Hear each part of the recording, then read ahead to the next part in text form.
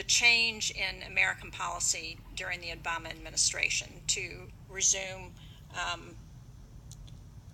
a diplomatic relationship with Cuba and to begin to resume other commercial and other ties with the country.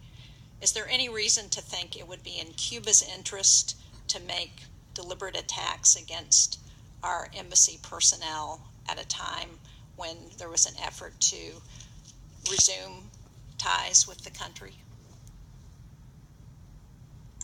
I'm loath to speculate on Cuban government intentions.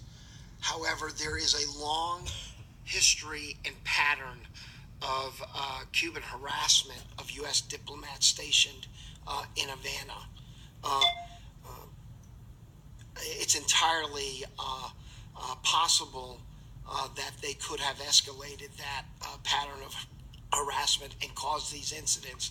In whatever case, they are responsible for the safety and security of U.S. diplomats stationed in Havana under the Vienna Convention, and they have failed to live up to that responsibility.